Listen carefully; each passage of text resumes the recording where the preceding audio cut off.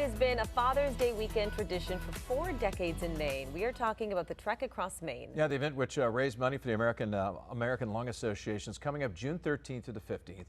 Joining us this morning on Arc Maine to talk about how you can register to ride your bike or volunteer is Matthew Sturgis with the Northeast and Mid-Atlantic Leadership Board for the American Lung Association. First of all, for the folks that don't know what the Trek is about, even though it's been around for over 40 years, talk about it, the 180-mile trek. Well, Jeff, it's a Father's Day tradition for hundreds of us that we've done. This will be my 24th year doing the trek. It's the single largest fundraising event in the family of all fundraising events for the Lung Association right here in Maine. We've had as much as 2,200 riders in the past to rebuilding now because it's the pandemic really kind of raised heck with a lot of large events, but now we're looking to grow, and there's opportunity to register today if you want to. There's still plenty of time to sign up and join us, but it's 180 miles starting, and we're excited this year, starting at Pineland Farms in Gloucester. So that's our new home, and we're excited about that. I live in Gray, so selfishly I think that's a great location to start from, but we're really excited about that. It's a 3-day ride.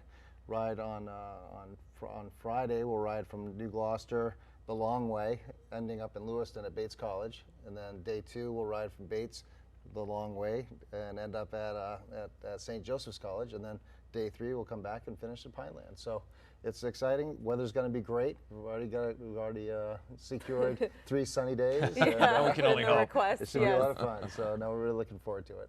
This is year 24 for you. This is my 24th trek. Incredible. Can you tell us what first inspired you to be part of this? Well, I started riding with my wife and her family, and we rode for a few years together, and then later, about 14 years ago, my father passed from lung cancer, and that took a whole different chapter and dedication to the mission of what the Lung Association does, and I felt that it could be my way of supporting the great work that the association does by fundraising and helping spread the word on the mission. So, for many of us, everybody has their individual stories of why they get committed to doing this ride.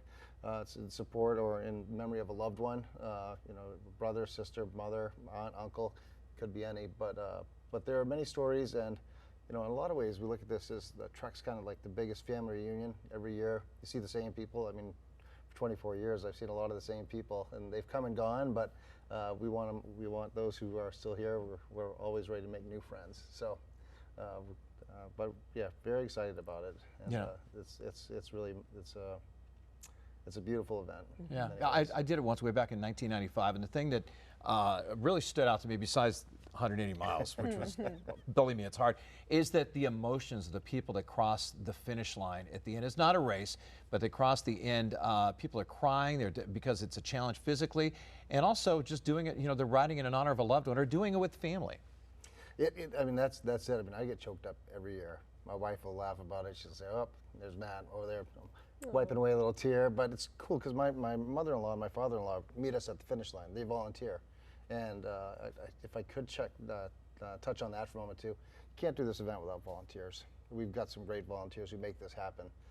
To making sure the route that we're riding is safe and swept and signed, and as well as the folks in all the towns we ride through. And we appreciate their looking out for our safety, and then the responsibility of the riders as well to ride safe and do their best. So it's about having fun, being healthy, doing something great, and celebrating this great event and this great cause that we ride for. And obviously this is all about raising money for the American Lung Association. Can you talk about that a little bit? Is there a specific goal this year? Yeah, Katie, I appreciate you asking that question.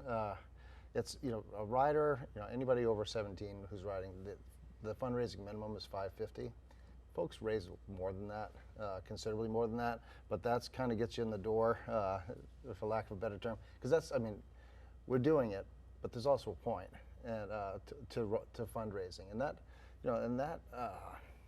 the efficiency of the fundraising is amazing. There's different ways that they rate organizations, and the Lung Association always rates in the top of those categories for efficiency of using those funds, and not towards overhead or other expenses or things that you find.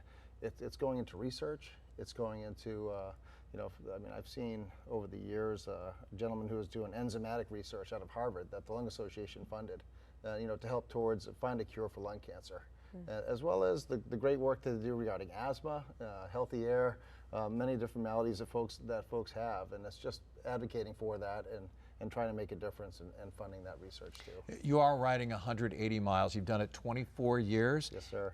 You can't just go out there and just expect to ride. You got to do a little bit of training, right?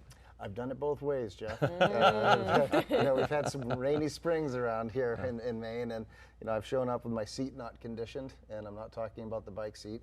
Day two can be a challenge. It's hard to ride 60 miles standing up, so you want to make sure that you're prepared from that side of it. But there's ibuprofen along the way, and other things that can help a person get through. But yeah, it's 55 to 60 miles each day. And you start early and you take your time. It's broken up to about 4 different segments if you think about it. It's like every 15 miles or so you have a break, and you can stop and chat and kind of regroup, have a snack, and then get on to the next one. And the volunteers are there; they're taking care of you, and it's just it makes it a lot easier. If you're going to break up 60 miles, you want to have fun while you do it. I love that. 15 miles at a time, See? not 60. Yeah, okay. when you put it that way, yeah. Little bites, that's all. Is there a website where people can find out more and sign up if they want to participate? Yeah, if a person Googles Trek Across Maine, that'll pop up many different areas there. I think it's it will pop up. It's the only trek that you have, but they do have registration. It's wide open. It's also it's also pops right up on your mobile if you want to go through your phone. Sign up is really easy, and then you can have the fun of going out and asking your friends and your family for support. They can, if you're going to ride, they can write a check. Yeah. There you go. So this is the least they can do. And if you check the website, they've already raised $169,000 this morning. Amazing. All right. Yeah, and our goal this year is 800,000. Yeah. Wow. And we've got a little bit of time, and usually it kind of builds. So we start off a little slowly, but we'll build, and hopefully we'll get to that. In the past, we used to raise, upwards of $1 million annually. So that's our goal, to get back to that. Okay. So help us. We Join will. right in. And I want to thank Fox 23 and CBS 13 for your support. You guys are great. Of course. And to have you as a corporate partner is really appreciated. Awesome. So thank you for that. Well, best of luck, and we will hope for good weather. Oh, heck yeah. Definitely. All Fingers right, crossed. After the